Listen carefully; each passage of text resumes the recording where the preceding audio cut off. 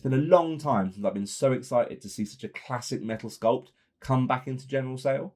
When the blister pack of Arvedui and Malbeth first disappeared into the West, I was left wondering, would we ever see the green of that cloak, the baldness of that shiny head on the seer ever again? Never did I think he would ever come back into general sale, and towing with him the grand host of Arnor that we now have available to us for all our Middle-earth strategy battle game needs. These are two such characterful models which I've been itching to get painted for the channel for a while, and what better chance than with the new release for Arnor and Angmar. Hey guys, welcome back to Planet Mithril. My name is Mithril, and today I'm giving you my take on painting Arvedui, the last king of Arnor. In preparation for painting Arvedui, I've gone around the metal model and trimmed off any extra metal flash, and then got rid of as many mould lines as I possibly can. I'm fixing my model to his base with super glue, and I'm going to be working off a black primer which I've applied using Citadel Chaos Black Spray. Brush is ready guys, let's get painting.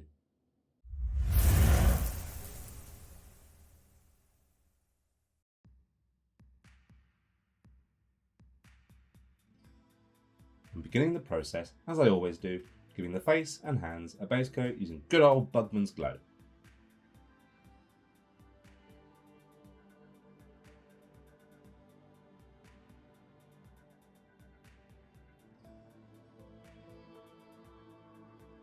The hair and goatee I'm giving a base coat now using XV88, a richer tone than I would normally use here, and just working this into all the grain of the hair texture.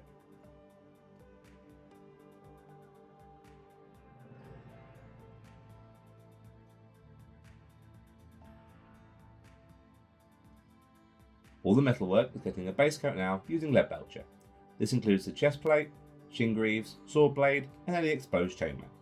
Some areas I'm leaving for the time being for ease of painting, namely the crown.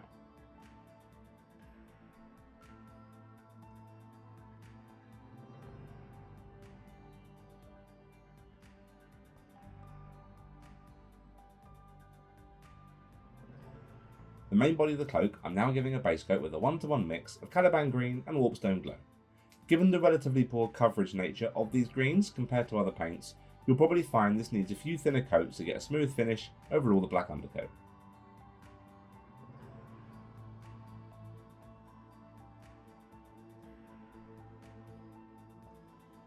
The boots and forearm sleeves are getting a base coat now with a 1-to-1 mix of Abaddon Black and Skaven Black Dinge.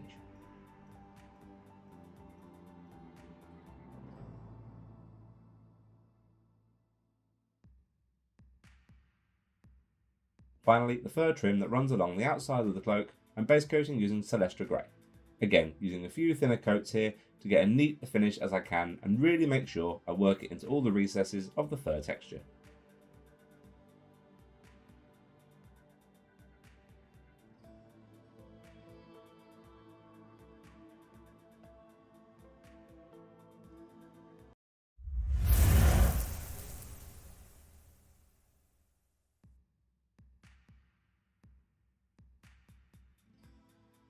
Now shocker, but I'm tackling the flesh first and using my usual method, which I know I've gone through a lot in other videos, but gotta stay consistent, right?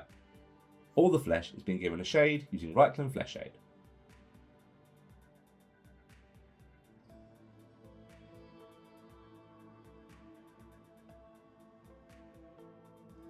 I'm layering up the face and hands now with a 1-to-1 mix of Bugman's Glow and Cadian Flesh Tone, leaving the shade showing in the recesses, around the eyes, around the nose and between the fingers.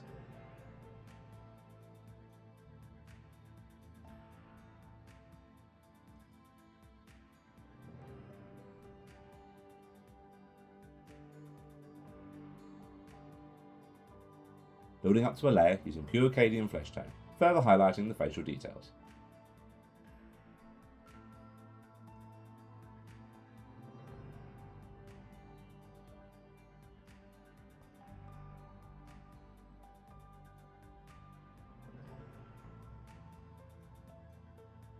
The first highlight is made up of 4 parts Cadian Flesh Tone to 1 part Kislev Flesh, and using this to define more of the bone structure and prominent features, giving more depth to the skin by letting the previous layers show through as much as possible.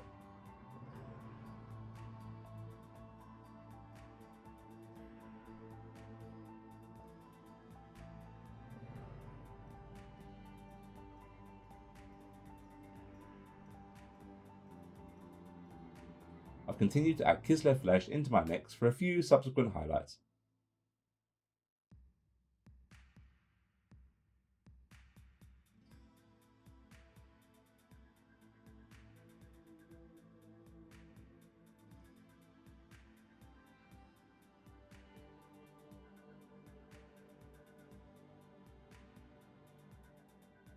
The eye recesses I'm picking out using Abaddon Black.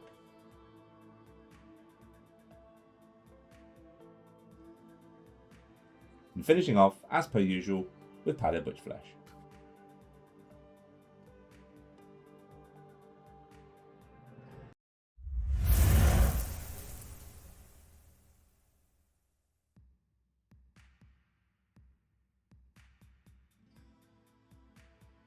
I'm applying a further pre-shade layer to all the hair and Arvedui's goatee now using Talon sand. I've slightly diluted this here as well just to make it a little bit easier to work with.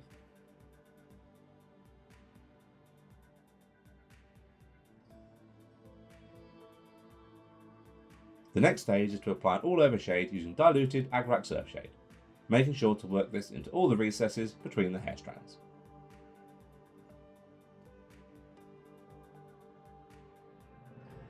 I want my Arvedui to have really golden look to his hair, a mane that befits the last king of such a resplendent northern kingdom.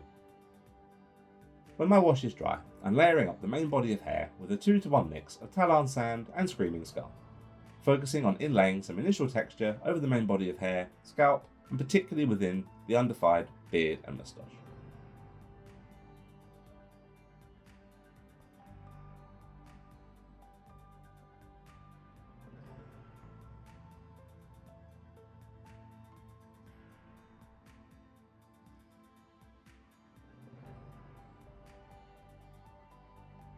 I continued building up the concentration of Screaming Skull in the mix until I'm applying a highlight using pure Screaming Skull. The strength of the blend between the shadow and light will depend on how many interim layers you've applied, but with this highlight stage, I'm simply looking to define the more prominent curves, tips, and areas of hair where the light will be reflecting most prominently.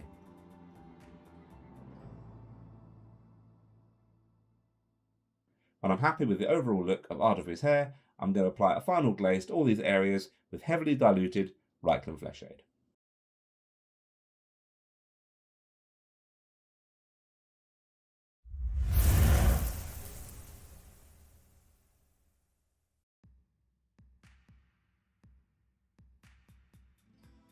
Again, the armour for Arvedui isn't necessarily anything super complex or different by usual channel standards, but enough to bring the majesty of Arnor's Last King to life on the tabletop. All the silvers now are getting a thorough wash using diluted Nuln Oil. At this stage as well, I'm shading the fur trim on the coat and the boots and sleeves just to save a little bit of drying time later on.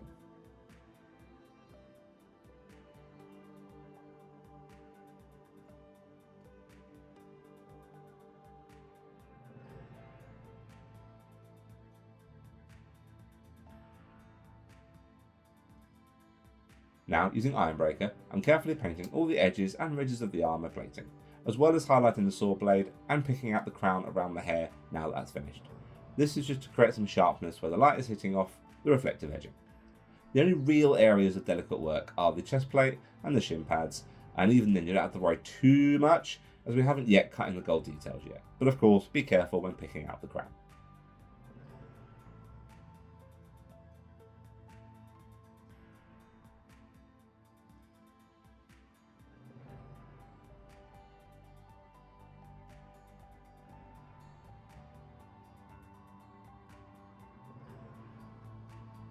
To really give the silvers a sense of shine and purity, I'm going over all the edges again, this time using Stormhost Silver and applying an extreme edge highlight with a very fine lines just to add a little extra light glint off those top edges.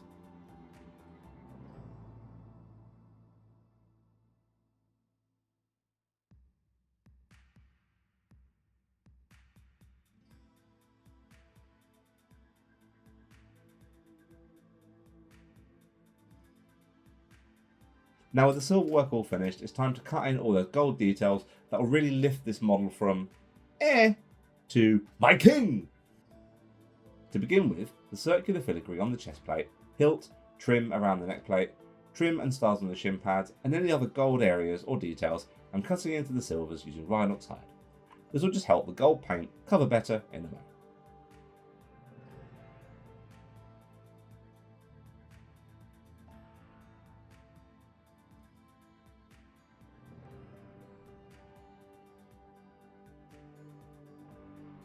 I'm now going over all these areas again, this time using Retributor armor, a really warm, deep gold tone which will complement the super light and vibrant hues of the silvers and really stand out.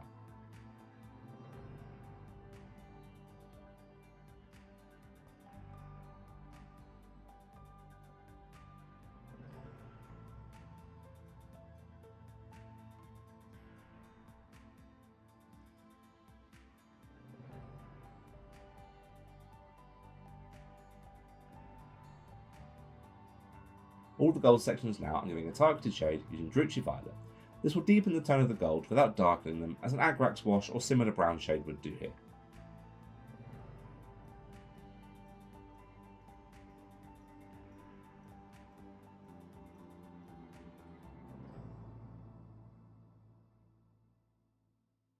Building again on those rich, deep, vibrant gold tones as befitting a king, I'm laying over all the gold using Auric Armor Gold, the next natural step on from Retributor, and by leaving that and the Druchii showing in the recesses and darker panels of gold, I can start to build in a really nice blend from the shaded areas to the more reflective light surfaces.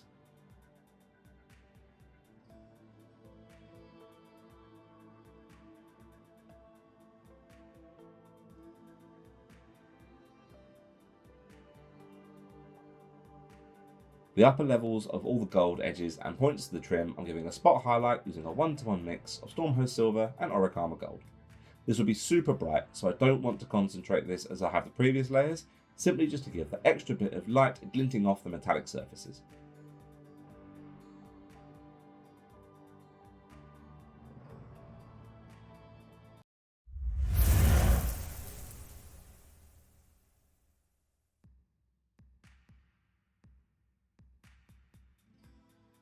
I'm going to be tackling the trim of the cloak first, as I'm going to be doing this with some light dry brushes, and I want to minimise the risk of getting any of this bleeding over onto any finish screens that might be in place beforehand. The fur trim, first off, has been given a wet overbrush using Ulthuan Grey. As you can see, this is a very loose paint, and the level of the trim raises and falls given the flow and position of the cloak. I'm focusing this more on the exposed, more prominent areas of fur here to get the best natural transition of light at an early stage.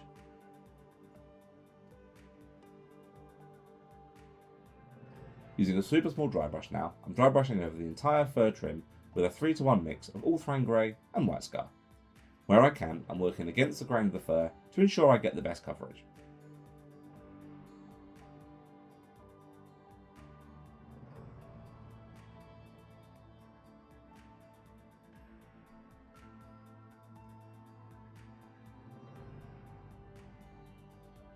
I'm combining these dry brush layers with very thin, diluted glazes of Drakenhof Nightshade to bring a slightly different look to the white furs.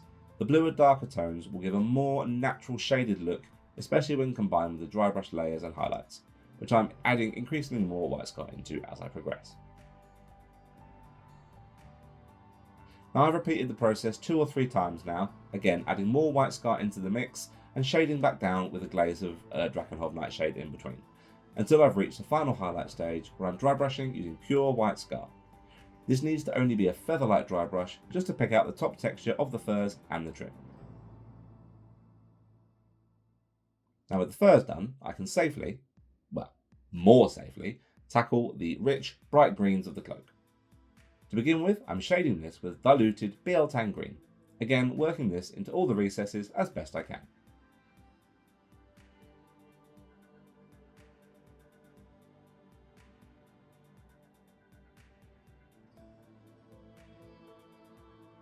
With my shade now dry, I'm applying a blocking layer, separating out the texture of the cloak folds with a 3-to-1 mix of Warpstone Glow and Caliban Green. As I said before, the greens from Games Workshop don't necessarily cover the best, so be patient here and take your time. It will probably take a few applications to get the solid finish you want before carrying on.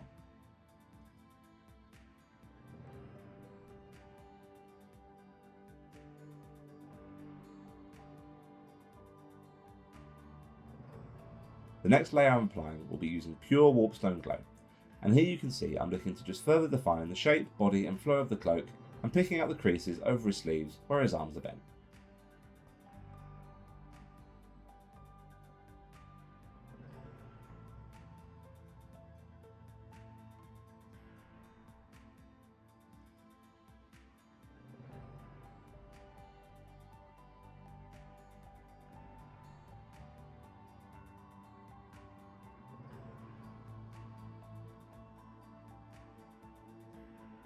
The highlight stages I'm building up now by adding Balor Brown into the Warpstone glow, starting at a rough 3:1 ratio in favour of the Warpstone glow.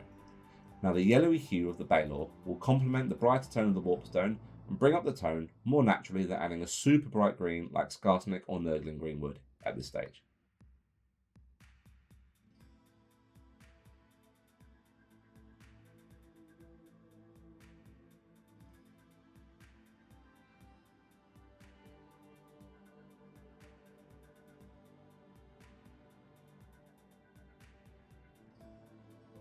I've opted now to add some Dawn Yellow into the previous mix for the final Extreme Edge highlight. This is a super bright and desaturated colour which if added too heavily has the potential to upset the upper levels of cloth, which we don't want. I've kept my addition fairly minimal and I'm focusing this edge highlight on the more prominent and upper folds of material to really help push the blend from the darker to lighter areas.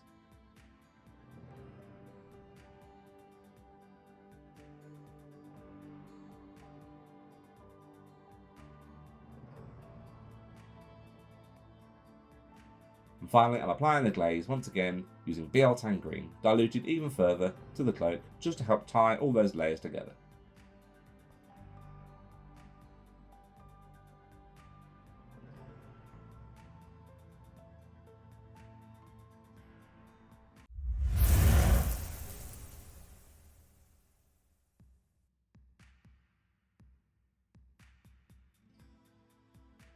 There's just a few final details to pick out, and Arvedui is donezo.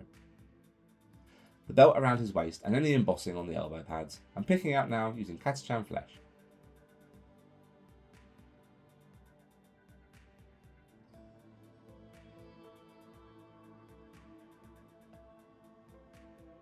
Giving these a quick layer using Knight's Questor Flesh.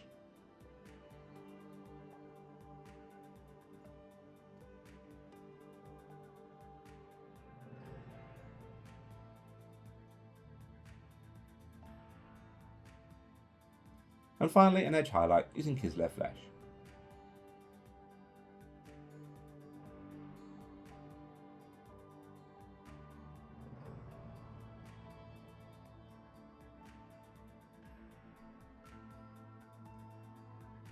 The boots and sleeves are being layered using Skaven Blight Dinge, with my shade in place from earlier on.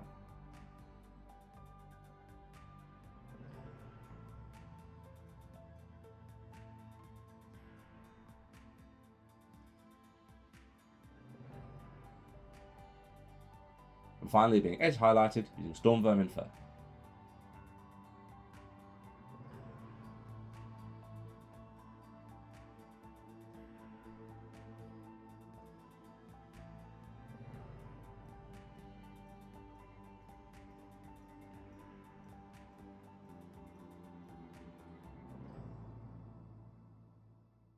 Arvedui, last king of Arnor and the northern kingdoms, stands ready to push back the foul beings that pour forth from Angmar, spirits, beasts, werewolves and evil men. Although ill-fated, the last king will see Arnor does not go quietly into that good night. For basing tips, please make sure you check out my 5-minute bases playlist on the channel. I really hope you guys enjoyed today's video. Thank you so much for watching. Please remember to like, subscribe, and comment, and don't forget to hit that bell for video upload notifications. And until next time guys, take care, and as always, happy hobbying. Bye guys.